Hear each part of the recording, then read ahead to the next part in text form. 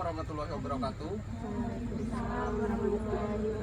Kami dari kelompok 10 di sini ingin menyampaikan penyuluhan tentang penanggulangan kebakaran hutan. Di sini kami menyampaikan penyuluhan untuk memenuhi mata kuliah penyuluhan kehutanan. Untuk pemateri akan disampaikan oleh Dilan.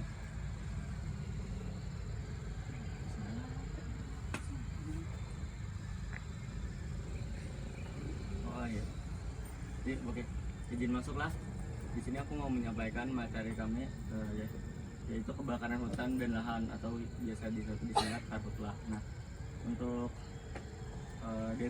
definisinya sendiri, menurut Kementerian Lingkungan Hidup dan Kehutanan ini, karhutlah ini suatu peristiwa terbakarnya hutan ataupun lahan baik secara alami maupun atas campur tangan misalnya dari manusia ataupun dari hal lain gitu. Kemudian juga dampaknya ini bisa dirasakan oleh berbagai sektor, misalnya dari kerugian ekonomi, ekologi maupun sosial politik. Kemudian untuk karhutlah ini sendiri, bencana karhutlah ini seakan sudah menjadi agenda besar tahunan gitu lah, mulai dari berpuluh-puluh tahun yang lalu tuh pasti ada aja peristiwa karhutlah, entah tuh di Indonesia ataupun di luar negeri gitu. Kemudian juga biasanya bencana ini terjadi nih dari cuaca ekstrim seperti musim kemarau yang berkepanjangan. Kemudian juga salah satunya di daerah Kalimantan, kebakaran juga disebabkan oleh manusia yang sengaja ingin membuka lahan perkebunan.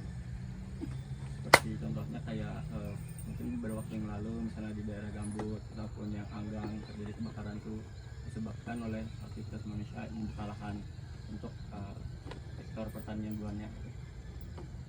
Kemudian dari dampak yang ditimbulkan ini bermacam-macam. Ada dari dampaknya ke kesehatan, kemudian ke masyarakat, kemudian ke habitat satwa.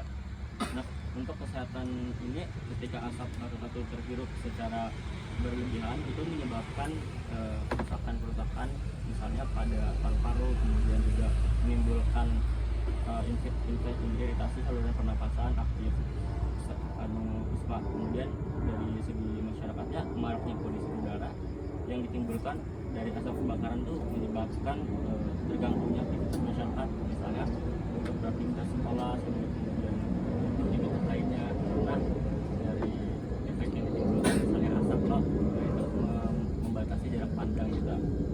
Kemudian untuk habitat satwa ini, terbakarnya kawasan hutan dan lahan ini menyebabkan hilangnya habitat asli, misalnya aja kayak di Argentina segala macam, itu kan hutan-hutan yang ibaratnya hutan liar itu, yang terdapat banyak satwa liar itu yang asli dikarenakan kebakaran, jadi banyak kerugian-kerugiannya, misalnya satwa-satwa yang terancam ataupun yang dilindungi itu banyak yang mati segala macam.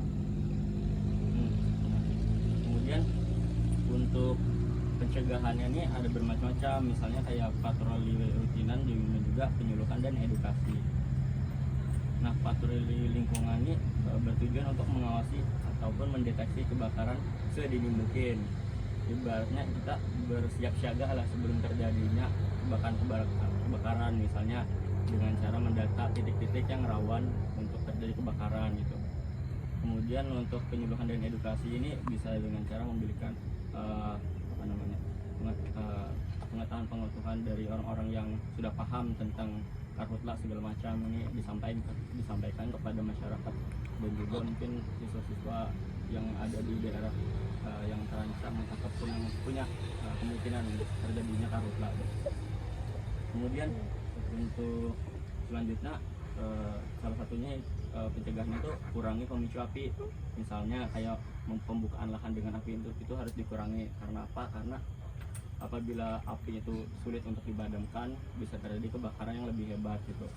Kemudian juga pelatihan dasar. Nah, pelatihan dasar ini kurangnya pemahaman dalam mengatasi karhutlah ini menjadikan pelatihan dasar ini perlu bukan cuma untuk orang-orang di bidang kehutanan aja, tapi untuk masyarakat sekitar ataupun siswa-siswa sekolah dasar, bahkan sampai tingkat ke perkuliahan, agar buahnya paham cara menanganinya dan segala macam.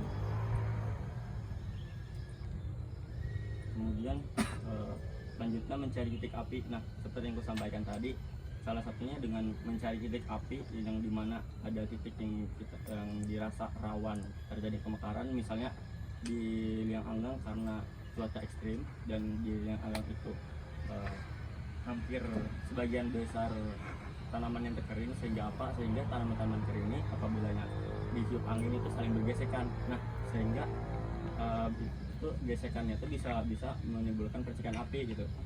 Kemudian yang terakhir itu melakukan pemadaman ini biasanya langkah yang paling bukannya terakhir ya, langkah yang hampir terakhir lah dalam pemadaman ini, dengan cepat, efektif, dan tepat sasaran guna mencegah perluasan area.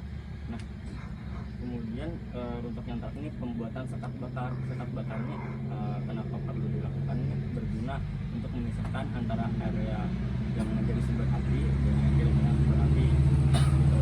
Ini membuat sekat bakar ini membuat kayak jalur yang memisahkan, gitu, agar apinya itu ada menyebar. Nah, biasanya sekat api ini yang aku pahami itu membuat kurang lebih besarnya itu 3-5 meter gitu. Selanjutnya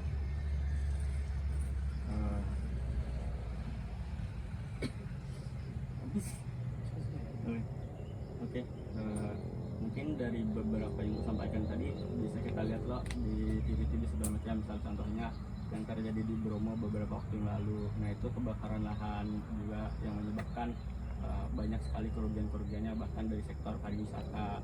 Nah, namun setelah terjadi kebakaran itu abu-abu yang tercipta dari hasil kebakaran itu malah menjadikannya pupuk ya, yang dimana yang kita tahu unsur hara itu sangat penting bagi pertumbuhan tanaman. Jadi pada akhirnya sampai sekarang kita lihat perubahan dari padang sabana di Bromo itu cantik gitu, karena perbaikan dari tanaman itu sendiri untuk melakukan reproduksi, karena sudah dipupuki secara alami lah. Nah, mungkin itu saja dari kami sebagai materi untuk hari ini. Jadi untuk para audiens, dari materi yang disampaikan oleh pemateri dari kami tadi, kalau ada yang ditanyakan silahkan. Kebakaran lahan di lahan gambut ini kan sangat sering terjadi ya. Salah satunya itu adalah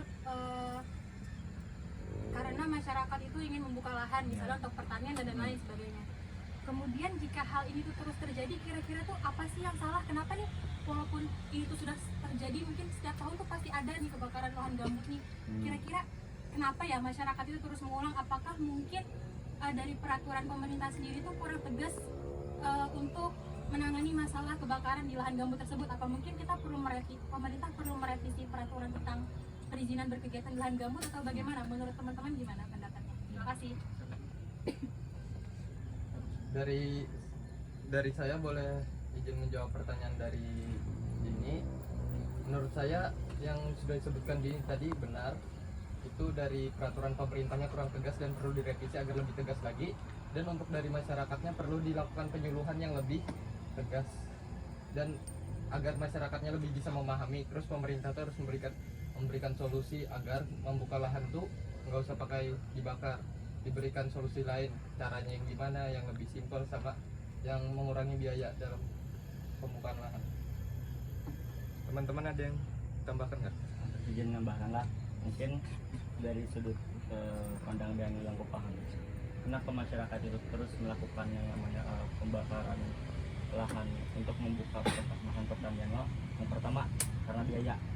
Nah, biaya untuk membakar tuh sangat simpel, ibaratnya dengan korek api pun sudah gitu lah. Nah, sedangkan kalau misalkan buahnya hendak sesuai dengan mungkin misal dari pemerintah, kalau kita pakai cara-cara lain, nah itu tuh biayanya mungkin yang lebih besar gitu. Karena apa? Karena para petani ini pun pasti memikirkan juga, kalau misalkan aku sudah dari awal mengeluarkan biaya yang banyak, apakah nanti ketika tanamannya itu sudah kutanami, apakah akan balik modal atau bagaimana?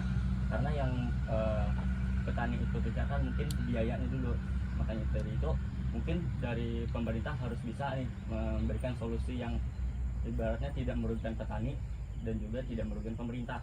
Cari jalan tengahnya itu, apakah dari pemerintah itu menyiapkan misalnya kayak memfasilitasi misalnya alat-alat untuk pembukaan lahan, misalkan buahannya kayak hendak membuka lahan tuh kan misalnya ada pohon-pohon.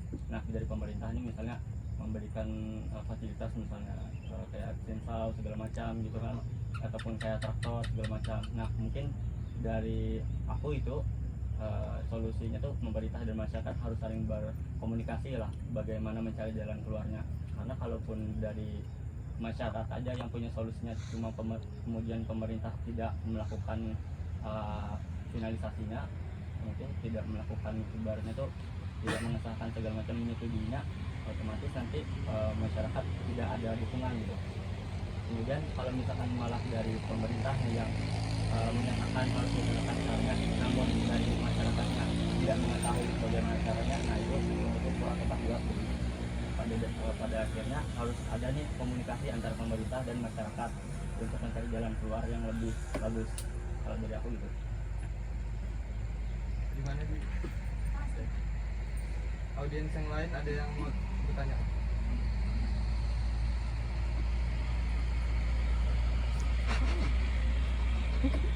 Sama.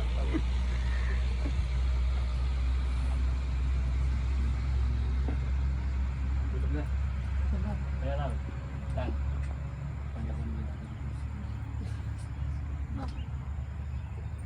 Perkenalkan, nama saya Lia Rahma dari angkatan 2023. Izin bertanya dong, kenapa Puan Pian mengangkat tema ini sebagai tema penyuluhan? Aku izin jawab lah. Jadi kami mengangkat tema penanggulangan kebakaran ini karena beberapa bulan terakhir, akhir-akhir ini maraknya kasus kebakaran tuh loh. Dari itu tuh penyebab kebakarannya dari cuaca, dari iklim, terus ada juga dari kesengajaan manusia kayak membuang putung rokok sembarangan, buka lahan. Nah itu tuh kami memberi materi ini agar para mahasiswa, terutama kan tujuannya kalian loh mahasiswa, agar lebih paham untuk bisa ikut menanggulangi kebakaran. Apa? Yang lain?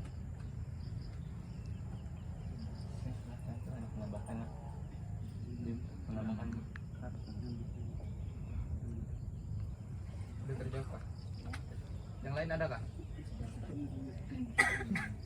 apa hal ini menjadi video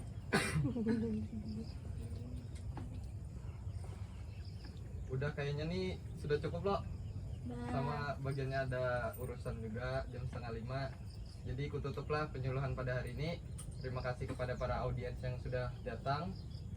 Mohon maaf juga jika tadi kalian nunggu, terus mungkin ada salah kata dari kami.